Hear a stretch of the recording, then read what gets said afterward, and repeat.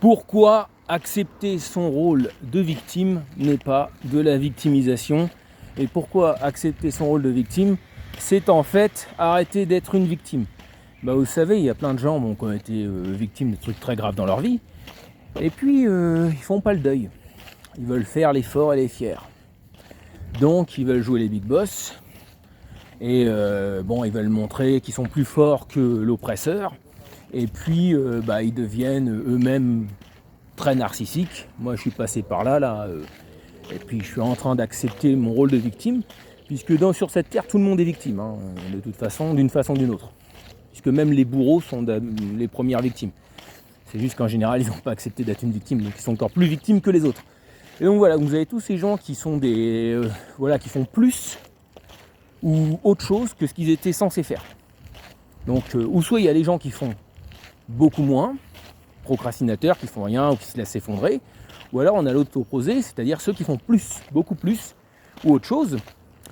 En gros, ils sont pas sur leur chemin de vie. Pourquoi ? Parce qu'ils sont passés à côté du chemin de deuil et d'acceptation, qui fait en fait beaucoup de bien, et ils ont voulu montrer que c'était eux les puissants, pour pas ressentir le fait que c'était des victimes. Donc ça c'est être une victime en fait, c'est-à-dire jouer le big boss, jouer le puissant alors qu'on a été victime, c'est être en fait une victime. Bizarrement, alors que accepter qu'on a été une victime et avancer, et ça n'empêche pas, on peut aller s'occuper des oppresseurs en étant une victime. On peut se développer, on peut réussir sa vie, on peut même faire énormément de choses en acceptant qu'on a été une victime.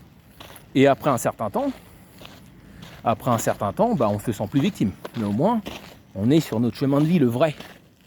Pas sur le faux truc de l'overachiever, celui qui fait beaucoup plus qu'il est censé faire, ou autre chose, qui en fait n'est qu'une marionnette de ce qu'on appelle le petit pervers narcissique. Puisqu'il est tout le temps dans la réaction, je vais montrer ma force, je vais faire plus que prévu pour attraper le temps perdu ou autre chose. C'est être une victime. Donc voilà. Et que dire d'autre j'avais d'autres trucs à dire, mais je m'en rappelle plus. En gros, accepter d'être des victimes, et puis au bout d'un certain temps, vous serez bien, guéri, et en plus l'univers sûrement vous récompensera. Parce que vous saurez su être humble. Et le pervers, le pervers narcissique, il aura perdu. Et le pervers narcissique, ça me fait rire. Parce que le terme de pervers narcissique, moi je sais pas, si demain j'écrase un pervers narcissique, moi je suis pervers narcissique. C'est-à-dire que je suis content, me sens puissant, narcissique, d'avoir écrasé, c'est-à-dire de la perversion, un pervers narcissique. Donc je suis pervers narcissique. Mais ce qu'on appelle les pervers narcissiques, peut-être d'ailleurs ça énerve les gens, parce que c'est peut-être pas le bon mot. Parce qu'être pervers narcissique, c'est assez noble. Imaginez des choses qui vont pas. Vous êtes pervers, vous les supportez pas, vous les détruisez. C'est des choses toxiques. Et après, vous en êtes fier. Vous êtes pervers narcissique. Pas le problème. Donc en fait, on devrait plutôt dire, au lieu de pervers narcissique, débile, perverti, hypocrite. Par exemple.